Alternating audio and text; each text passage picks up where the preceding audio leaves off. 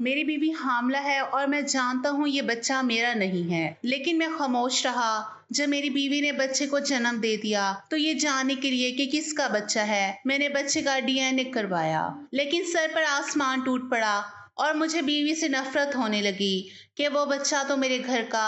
میرا نام ایان ملک ہے اور میں ایک کمپنی میں گارڈ کی نوکری کرتا ہوں، کیونکہ میں نے بامشکل 3rd ڈویژن میں FA پاس کیا تھا اور اس کے بعد پرائیویٹ BA تک نہیں کر پایا کیونکہ میری جیب مجھے پڑھائی کرنے کی اجازت نہیں دیتی تھی۔ میری تعلیم کی مناسبت سے مجھے اچھی ہی نوکری ملی ہوئی تھی اور میں اس پر مطمئن بھی تھا۔ میں کوئی خاندانی غریب یا فقیر باپ کا بیٹا نہیں ہوں، بلکہ مجھے غریب متعارف کروانے میں بڑا ہاتھ میرے ابو کا تھا۔ جیسے زندگی میں گزار رہا تھا، میرے بڑے بہن بھائی اس کے برعکس زندگی گزار رہے تھے۔ میرا بڑا بھائی جو کہ مجھ سے 4 سال بڑا تھا، وہ یونیورسٹی سے MA کر رہا تھا اور بڑی بہن جو مجھ سے 2 سال بڑی تھی وہ بھی یونیورسٹی میں پڑھتی تھی۔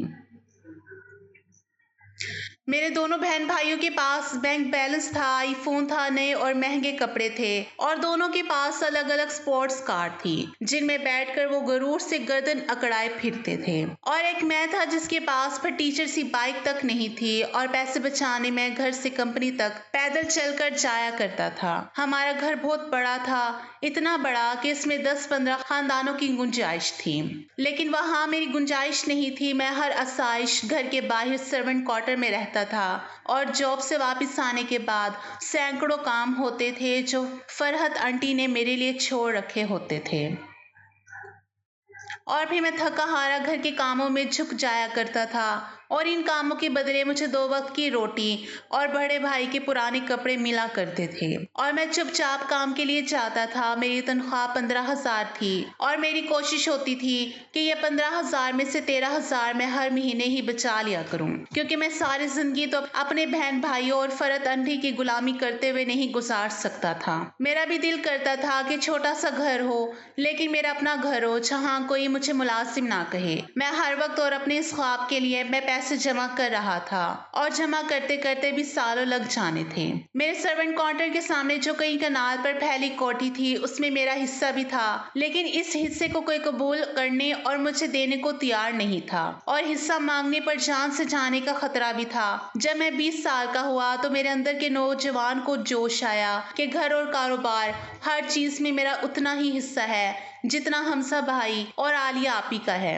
اور مجھے اپنا یہ حصہ لینا ہے۔ لیکن جب میں نے اپنے حصے کی بات فرحت آنٹی سے کی تو انہوں نے بری طرح سے مجھے دھتکار دیا تھا، لیکن میں اپنی بات سے پیچھے نہ ہٹا اور انہیں ضد میں کہہ دیا کہ اگر وہ میرا حصہ مجھے نہیں دیں گی تو میں پولیس میں رپورٹ کرواؤں گا اور عدالت تک جاؤں گا، اور پھر اسی شام پولیس نے مجھے سڑک سے اٹھا لیا تھا اور وہ ساری رات پولیس کا تشدد برداشت کرتے کرتے میں موت کے قریب چلا گیا تھا۔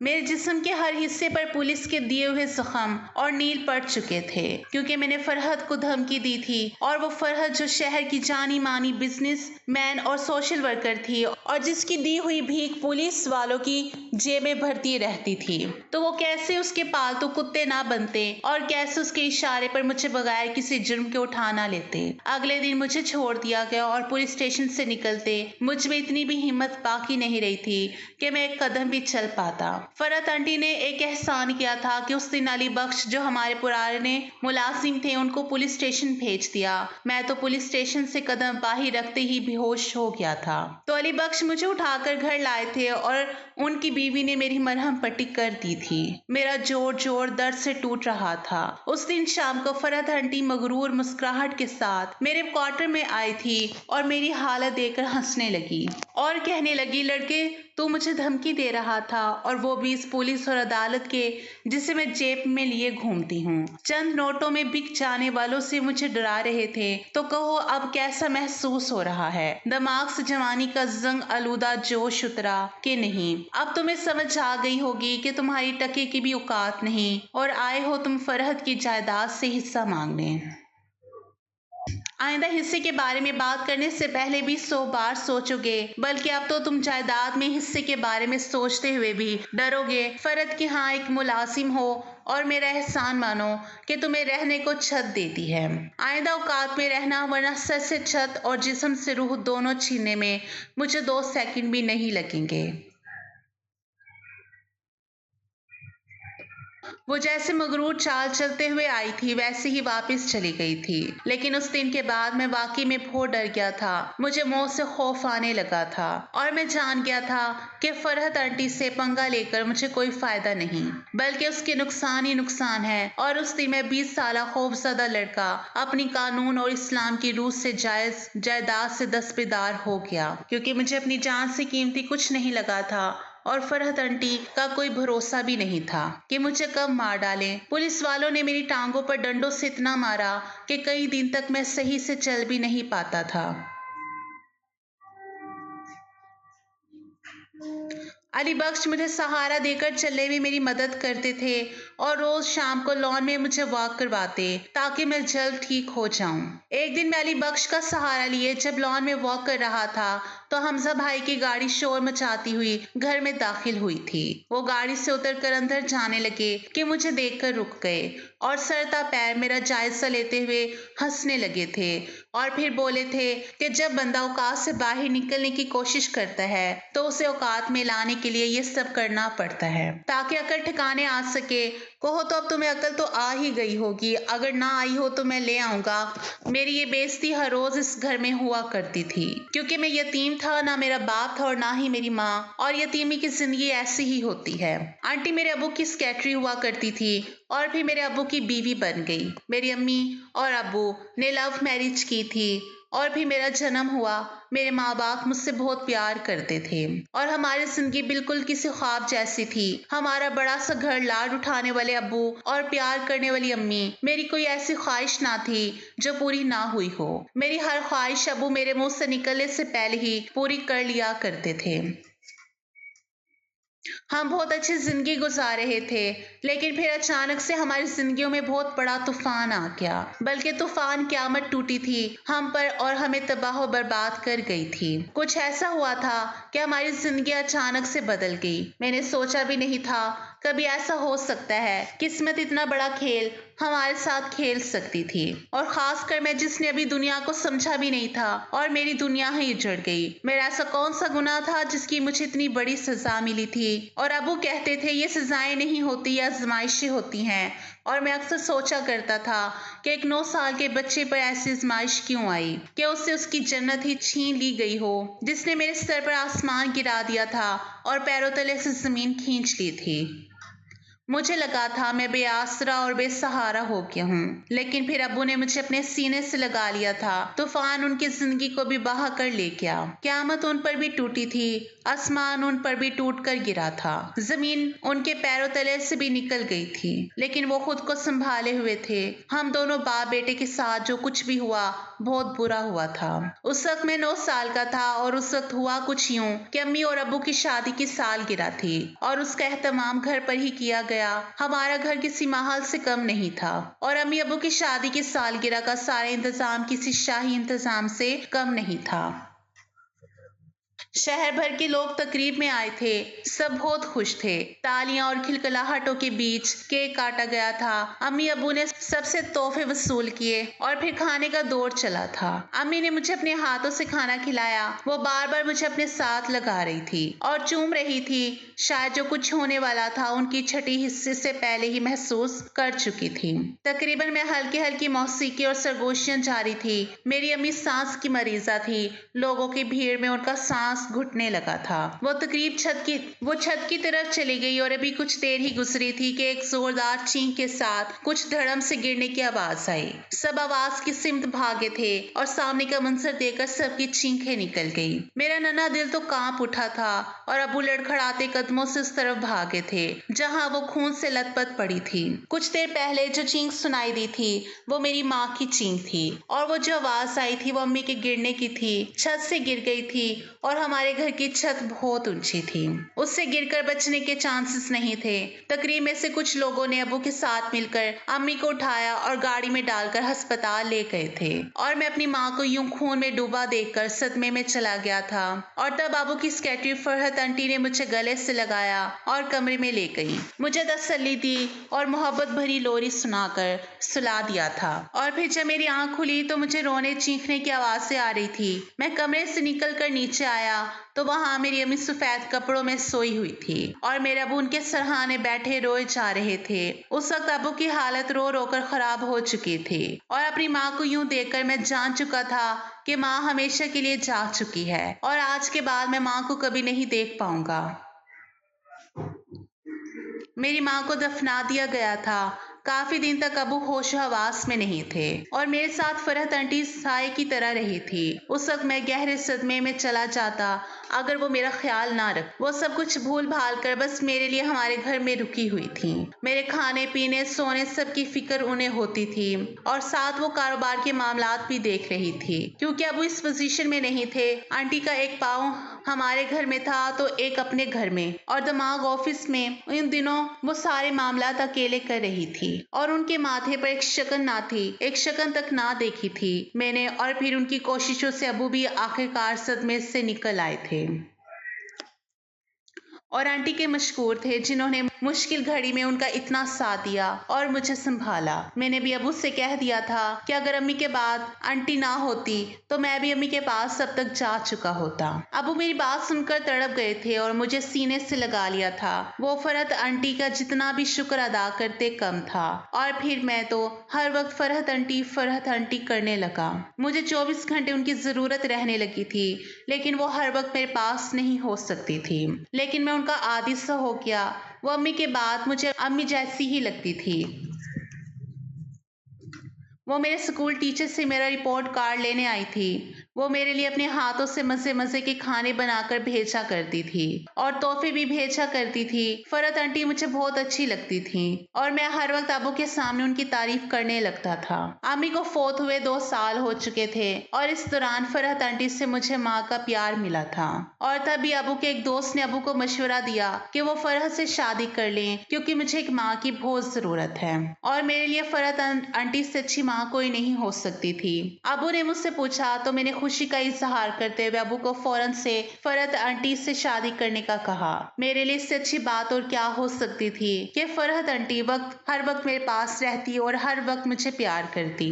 لیکن پھر ایک مسئلہ تھا کہ جیسے میں اپنے ابو کا بیٹا تھا تو فرحت آنٹی کے بھی 2 بچے تھے، بڑا بیٹا حمزہ اور بیٹی عالیہ۔ فرحت آنٹی طلاق یافتہ تھی اور جاب کر کے اپنا اور اپنے بچوں کا پیٹ پالتی تھی کیونکہ طلاق کے بعد ان کے ماں باپ نے انہیں اپنے گھر رکھنے سے انکار کر دیا تھا کیونکہ اس طرح پھر ان کی دوسری بیٹیوں کی زندگی پر بھی اثر پڑتا تھا۔ فرحت آنٹی کا طلاق یافتہ ہونا اور 2 بچوں کی ماں ہونا کوئی اتنی بڑی بات نہ تھی۔ تھوڑی سوچ وچار کے بعد ابو مان گئے اور فرحت آنٹی سے بات کی جنہوں نے پہلے تو انکار کیا لیکن پھر میرے بہت اصرار کرنے پر وہ مان گئی اور پھر ایک دن وہ ابو کی بیوی اور میری ماں بن کر ہمارے گھر آ گئی۔ میں بہت خوش تھا کیونکہ مجھے صرف ماں ہی نہیں ملی تھی بلکہ 2 بہن بھائی بھی مل گئے۔ فرحت آنٹی کے آنے سے جیسے گھر میں رونق آ گئی تھی۔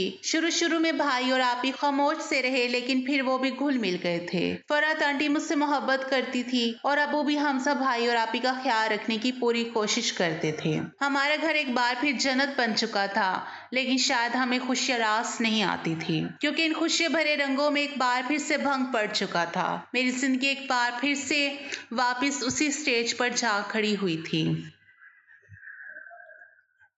جب امی چلی گئی تھی اور اس قیامت کے بعد لگتا تھا کہ اب کوئی قیامت ہمیں ہلا بھی نہیں سکتی، لیکن اس بار جو قیامت ٹوٹی تھی اس نے مجھے اندر سے ہلا کے رکھ دیا تھا۔ ہوا کچھ یوں تھا کہ زندگی اچھی بھلی گزر رہی تھی۔ آنٹی اور ابو کی شادی کو کچھ سال ہو چکے تھے اور ان 4 سالوں میں نہ مجھے فرحت آنٹی سے کوئی شکایت رہی تھی نہ ہی ابو کو۔ وہ ایک اچھی ماں اور اچھی بیوی تھی۔ ان کے دل میں پیار ہی پیار تھا اور سب سے زیادہ پیار تو میرے لیے تھا۔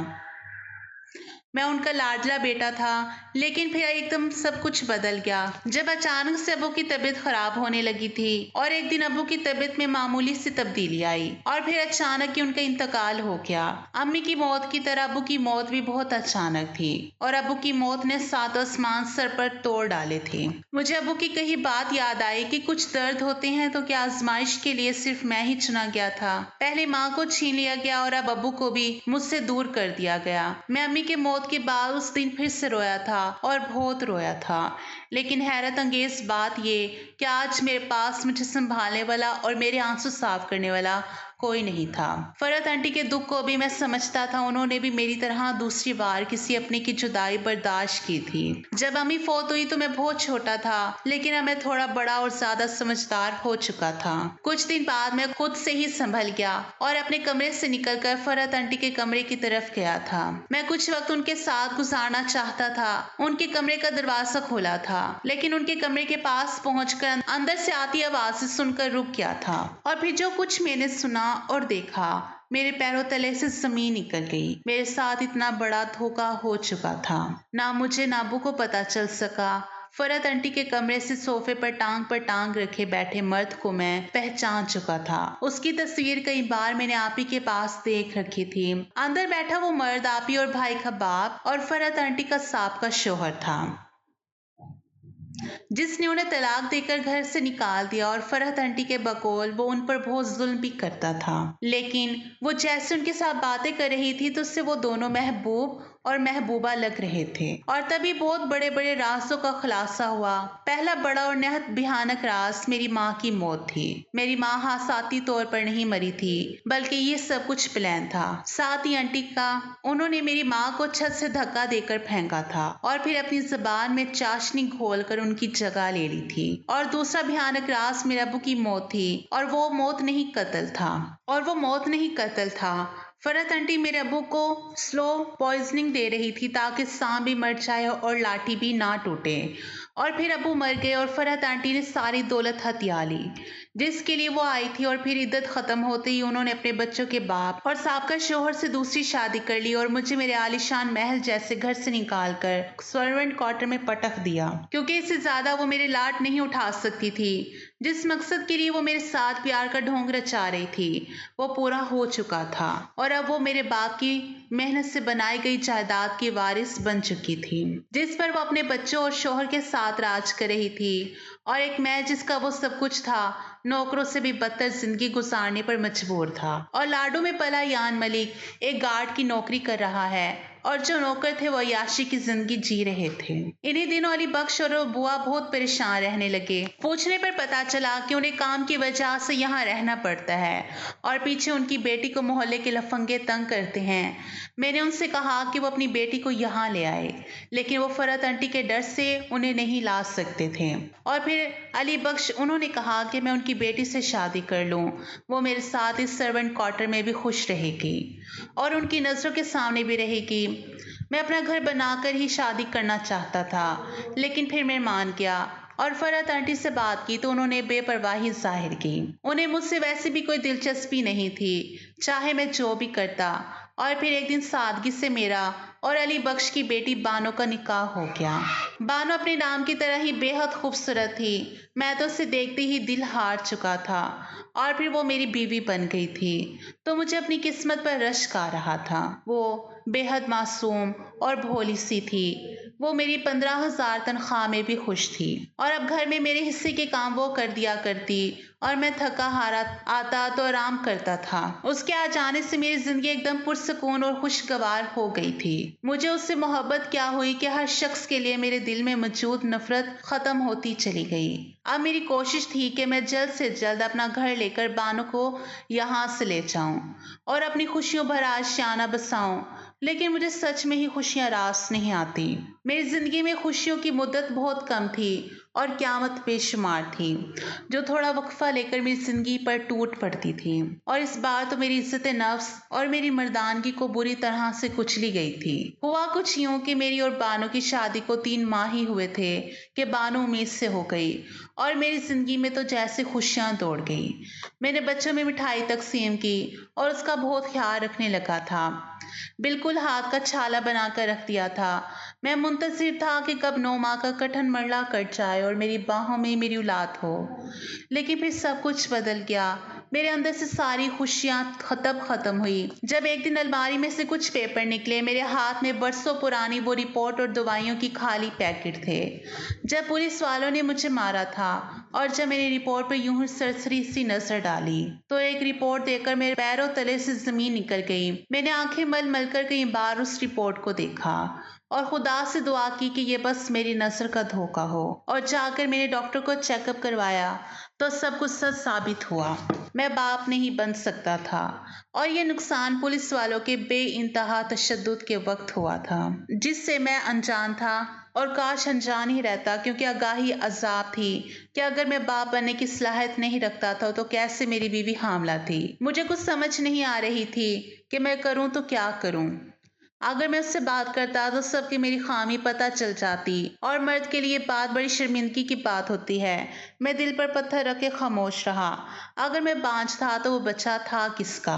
اور بانو تو اتنی معصوم اور بھولی بھالی لگتی ہے۔ اس نے کیسے میرے ساتھ اور ہمارے رشتے کے ساتھ بے ایمانی کی تھی، جس کا نتیجہ اس کی گود میں پل رہا تھا۔ میرے اندر طوفان اٹھا تھا اور میں خود کو خاموش رکھ رہا تھا۔ کچھ ماہ یوں ہی گزرے اور پھر بچہ پیدا ہو گیا۔ وہ بیٹی تھی جسے دیکھ کر بانو بہت خوش ہوئی تھی، میری طرف بڑھایا تھا اس سے، لیکن میں وہاں سے غصے سے نکل آیا، اور پھر میں نے بچی کا ڈی این اے کروانے کا سوچا، اور پھر کروا بھی دیا، لیکن ڈی این اے کی رپورٹ دیکھ کر مجھے بانو کے چہرے سے بھی بے انتہا نفرت ہوئی تھی، کیونکہ وہ بچہ اس شخص کا تھا جس کو لے کر پچھلے کئی دن سے مجھے شک ہو رہا تھا۔ میں نے دماغ کو ٹھنڈا رکھ کر پچھلے کچھ دنوں سے معاملے کی تحقیق شروع کر دی، اور تب مجھے پتا چلا کہ بانو تو کبھی بھی گھر سے باہر نہیں نکلی، اور تب میرا پہلا شک گھر کے بیٹی کی طرف گیا، اور میرا شک ٹھیک تھا، وہ بچہ حمزہ بھائی کا تھا۔ بانو نے بھائی کے ساتھ مل کر میری پیٹھ میں چھرا گھونپا تھا۔ میں نے بانو کا بھیانک چہرہ دیکھ لیا اور اب اس کے ماں باپ کو بھی دکھانا چاہتا تھا، لیکن اس سے پہلے بانو سے بات کرنے کے بعد مجھ پر غم و غصے کی کیفیت طاری ہو گئی تھی۔ میں نے بانو کو سچ بتا دیا کہ میں باپ نہیں بن سکتا، اور تب بانو نے روتے ہوئے مجھے ساری بات بتائی کہ وہ میری جگہ کام کرنے ایک دن شام کے وقت کوٹھی کے اندر گئی تو آنٹی اور آپی گھر پر نہیں تھے، صرف حمزہ بھائی تھے، تو اس نے موقع کا فائدہ اٹھاتے ہوئے بانو کو اپنے کمرے میں لاک کر دیا، اور پھر اپنی ضرورت پوری کی، اور ساتھ ڈرا بھی دیا کہ وہ مجھے مار ڈالے گا اگر وہ کسی کو بتائے گی۔ بانو بہت رو رہی تھی اور معافیا مانگ رہی تھی، اور میں خود کو بے بس محسوس کر رہا تھا۔ میں ان کمینے ماں اور بچوں کے خلاف کچھ کرنا چاہتا تھا، مگر کیسے؟ اور تبھی مجھے ایک این جی او کا پتہ چلا جو عورتوں کو انصاف دلواتی ہے، اور پھر میں نے اس این جی او سے رابطہ کیا اور انہیں ساری صورتحال بتا دی۔ این جی او کی اونر ایک درمیانی عمر کی خاتون تھی جس نے ہمارا ساتھ دینے کا وعدہ کیا، اور پھر حمزہ پر ریپ کیس کر دیا، اور میڈیا کے ذریعے بات اتنے پھیلائی کہ پولیس کو حمزہ کو گرفتار کرنا پڑا۔ آنٹی نے مجھے ڈرایا دھمکایا، لیکن اگر میں اب ڈر جاتا تو حمزہ کو روز روز میری بیوی کی عزت پامال کرنے کا موقع مل جاتا، اور ویسے بھی کیس میڈیا نے اتنا ہائی لائٹ کر دیا تھا کہ اب آنٹی ہمیں نقصان نہیں پہنچا سکتی تھی۔ ہمارا کیس سٹورنگ تھا، اور تبھی ساتھ میں نے اپنے ماں اور باپ کے قتل کا مقدمہ بھی درج کروا دیا، جس کے گواہ علی بخش خود تھا۔ انہوں نے آنٹی کو میری امی سے چھت سے دھکا دیتے ہوئے دیکھا تھا، لیکن پھر آنٹی کے ڈرانے پر کچھ نہ بولے، اور دوسرا گواہ وہ ڈاکٹر تھا جس کے ذریعے آنٹی میرے ابو کو سلو پوائزننگ دیتی تھی۔ وہ ڈاکٹر گواہ بن گیا، اور اس نے آنٹی اور ان کے شوہر کے دونوں کے خلاف گواہی دی، جس کے کہنے پر اس نے یہ سب کچھ کیا تھا۔ ہمارا پاس ایک دم سے ہی پلٹ کر کافی وزنی ہو چکا تھا، اور اس میں بڑا ہاتھ میڈیا کا تھا۔ وہ پولیس والے آنٹی کے پالتو کتے تھے۔ میڈیا سے گھبرا کر انہوں نے کورٹ کے آرڈرز پر آنٹی اور ان کے شوہر کو گرفتار کر دیا، اور پھر کچھ ہی پیشیوں میں فیصلہ ہو گیا۔ آنٹی کو میری امی اور ابو کے قتل اور اپنے شوہر کے ساتھ مل کر جعل سازی کرنے کے جرم میں عمر قید اور 80 لاکھ جرمانے کی سزا سنا دی گئی، اور جرمانہ ادا نہ کرنے کی صورت میں مزید 10 سال کی قید سنائی گئی، اور حمزہ کو بانو کے ساتھ زیادتی کرنے اور اس کو جان سے مار ڈالنے کی دھمکی دینے کی جرم میں سزائے موت سنا دی گئی۔ آنٹی کی بیٹی نے اتنی بے عزتی سے تنگ آ کر خود خوشی کر لی تھی۔ ظالم اپنے انجام کو پہنچ چکے تھے۔ ظلم کی رات چاہے کتنی بھی گہری کیوں نہ ہو، انصاف کا اجالا ضرور ہوتا ہے، اور میری زندگی میں بھی وہ اجالا آ گیا تھا۔ مجھے میرا وہ سب کچھ واپس مل گیا تھا جو مجھ سے کبھی چھین لیا گیا تھا۔ اپنے عالیشان محل میں بانو کے ساتھ میں شفٹ ہو گیا، اور بانو کی بیٹی کو میں نے اپنی بیٹی مان لیا تھا۔ اس سے نفرت کر کے کیا ہی کر لیتا، اس کا تو کوئی قصور نہیں تھا۔